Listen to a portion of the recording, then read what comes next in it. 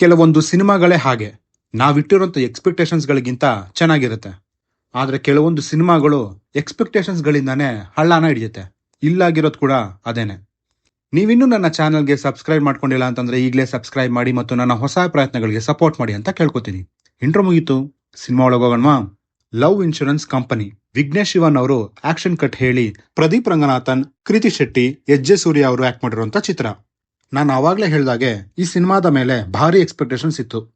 ವಿಘ್ನೇಶ್ ಅವರ ಡೈರೆಕ್ಷನ್ ಒಂದು ರೀಸನ್ ಆಗಿದ್ರೆ, ಇನ್ನೊಂದು ದೊಡ್ಡ ರೀಸನ್ ಪ್ರದೀಪ್ ರಂಗನಾಥನ್. ಹ್ಯಾಟ್ರಿಕ್ ಆದ್ಮೇಲೆ ಬರ್ತಿರುವಂತ ಚಿತ್ರ. ಮೊದಲಿಗೆ ಇಲ್ಲಿನ ಪಾಸಿಟಿವ್ ವಿಷಯಗಳಿಗೆ ಬರೋದಾದ್ರೆ ಅದು ಇಲ್ಲಿನ ಕಾನ್ಸೆಪ್ಟ್ ಚೆನ್ನಾಗಿದೆ. 15 ವರ್ಷ ಮುಂದೆ ಅಂದ್ರೆ 2040 ಟೈಮ್ನಲ್ಲಿ ನಡೆಯುವಂತ ಕತೆ. ಈ ರೀತಿ ಫ್ಯೂಚರಿಸ್ಟಿಕ್ ಸಿನಿಮಾ ಮಾಡಬೇಕಾದ್ರೆ ಪ್ರೋಸ್ ಅಂಡ್ ಕಾನ್ಸ್ ತುಂಬಾನೇ ಇರುತ್ತೆ. ಪ್ರೋಸ್ ಅಂತಂದ್ರೆ ಲೈಕ್ ನೀವ್ ಏನ್ ಬೇಕಾದ್ರೂ ತೋರಿಸ್ಬೋದು, ಅದು ನಿಮ್ಗೆ ಇಮ್ಯಾಜಿನೇಷನ್ಗೆ ಬಿಟ್ಟಿದ್ದು. ಅಂಡ್ ಕಾನ್ಸ್ ಅಂತಂದ್ರೆ ನೀವ್ ಏನೇ ತೋರಿಸಿದ್ರು ಆಡಿಯನ್ಸ್ ಕನೆಕ್ಟ್ ಆಗೋದು ತುಂಬಾನೇ ಕಷ್ಟ. ಯಾಕಂದ್ರೆ ಅದನ್ನ ಅವ್ರು ಯಾರು ನೋಡೇ ಇರೋದಿಲ್ಲ. ಆಡಿಯನ್ಸ್ ಕನೆಕ್ಟ್ ಆಗೋವಂಥ ಎಮೋಷನಲ್ ಕಂಟೆಂಟ್ಗಳಿದ್ರೆ ಮಾತ್ರನೇ ಅಲ್ಲಿ ನೀವು ತೋರಿಸುವಂಥ ಸೀನ್ಸ್ಗಳು ಚೆನ್ನಾಗಿರ್ತವೆ. ಇಲ್ಲ ಅಂತಂದ್ರೆ ಕ್ರಿಂಜ್ ಅಂತ ಅನಿಸ್ಕೊಳ್ಳುತ್ತೆ. ಈ ಚಿತ್ರದಲ್ಲಿ ಸುಮಾರು ಕಡೆ ಆಗಿರೋದು ಅದೇನೆ. ಎಮೋಷನಲ್ ಕಂಟೆಂಟ್ ಅಂತ ತೋರ್ಸಕ್ ಹೋಗ್ತಾರೆ, ಬಟ್ ಎಲ್ಲವೂ ಕ್ರಿಂಜ್ ಅಂತ ಅನ್ಸ್ಬಿಡುತ್ತೆ. ಈ ಸಿನಿಮಾಗೆ ಇಷ್ಟೊಂದು ಹೈ ಎಕ್ಸ್ಪೆಕ್ಟೇಷನ್ಸ್ ಉಟ್ಕೊಂಡಿದ್ದು ಚಿತ್ರತಂಡದಿಂದ ರಿಲೀಸ್ ಆದಂತಹ ಧೀಮ ಧೀಮ ಸಾಂಗ್. ಸಿನಿಮಾದಲ್ಲಿ ಆ ಹಾಡಿನ ಪಿಕ್ಚರೈಸೇಷನ್ ಚೆನ್ನಾಗಿದೆ. ಆಬ್ವಿಯಸ್ಲಿ ಅನಿರುದ್ಧ್ ಅವರ ಮ್ಯೂಸಿಕ್ ಈ ಚಿತ್ರದ ಬಿಗ್ಗೆಸ್ಟ್ ಪಾಯಿಂಟ್. ಆದರೆ ಈ ಚಿತ್ರದಲ್ಲಿ ಯಾವುದೇ ಸಾಂಗ್ಸ್ಗಳಿಗೂ ಇಂಟೆಂಟ್ ಅನ್ನೋದೇ ಇರಲಿಲ್ಲ. ಇನ್ಫ್ಯಾಕ್ಟ್ ಆ ಧೀಮ ಧೀಮ ಸಾಂಗ್ ಪ್ಲೇಸ್ಮೆಂಟ್ ಕೂಡ ಚೆನ್ನಾಗಿರಲಿಲ್ಲ.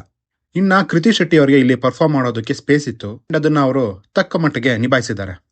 ಪ್ರದೀಪ್ ಅವರು ಯೂಶಲ್ ಫ್ಲೋನಲ್ಲೇ ಹೋಗ್ತಾ ಇದ್ದಾರೆ. ಅವರ ಹಿಂದಿನ ಚಿತ್ರಗಳಿಗಿಂತ ವೇರಿಯೇಷನ್ಸ್ ಏನೂ ಇಲ್ಲ. ಡ್ರ್ಯಾಗ್ ಅಂಡ್ ಡ್ಯೂಡ್ ನಲ್ಲಿ ನೋಡಿರೋ ರೀತಿನೇ ನಮ್ಗಿಲ್ಲ ಅನ್ಸುತ್ತೆ. And same applies to the SJ. Surya.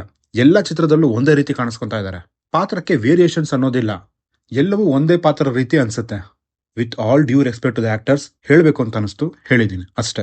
Main ಆಗಿ ಚಿತ್ರ ಎಡವಿರೋದು ಎಕ್ಸಿಕ್ಯೂಷನ್ ಅಲ್ಲಿ. ಚಿತ್ರ ಒಂದೇ ಕಡೆ ಸುತ್ತೊಡಿತಿದೆ ಅನ್ನೋ ಫೀಲ್ನ ಕೊಡುತ್ತೆ. ಅಂಡ್ ಸೆಕೆಂಡ್ ಹಾಫ್ ನಲ್ಲಿ ಎಷ್ಟೋ ಸೀನ್ಸ್ಗಳು ಇನ್ಕಂಪ್ಲೀಟ್ ಆಗಿತ್ತು.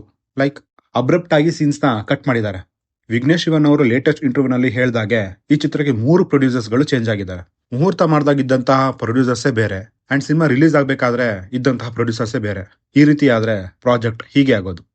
ಸೊ ಫೈನಲ್ ಆಗಿ ಹೇಳ್ಬೇಕಂತಂದ್ರೆ ವಿಘ್ನೇಶ್ ಅವರು ಹಳೆ ಫಾರ್ಮ್ಯಾಟ್ಗೆ ಹೋದ್ರೆ ಒಳ್ಳೇದು, ಅಂಡ್ ಪ್ರದೀಪ್ ಅವರು ನಮ್ಮ ಹಳೆ ಫಾರ್ಮ್ಯಾಟ್ ಇಂದ ಚೇಂಜ್ ಆದ್ರೆ ಇನ್ನ ಒಳ್ಳೇದು. ಸೊ ಓವರ್ ಆಲ್ ಆಗಿ ಹೇಳ್ಬೇಕು ಅಂತಂದ್ರೆ ಸಿನಿಮಾ ನನಗೆ ಕಂಪ್ಲೀಟ್ಲಿ ವರ್ಕ್ ಆಗ್ಲಿಲ್ಲ. ಇನ್ನು ನೀವೇನಾದ್ರೂ ಈ ಚಿತ್ರನ ಆಲ್ರೆಡಿ ನೋಡಿದ್ರೆ ಹೇಗನ್ನಿಸ್ತು ಅಂತ ಕೆಳಗಡೆ ಕಮೆಂಟ್ ಮಾಡಿ ತಿಳಿಸಿ. ಮುಂದಿನ ವಿಡಿಯೋದಲ್ಲಿ ಸಿಗೋಣ ಅಂತ ಹೇಳ್ತಾ ನಾನಿನ್ನು ಹೋಗ್ಬಿಟ್ಟು ಬರ್ತೀನಿ.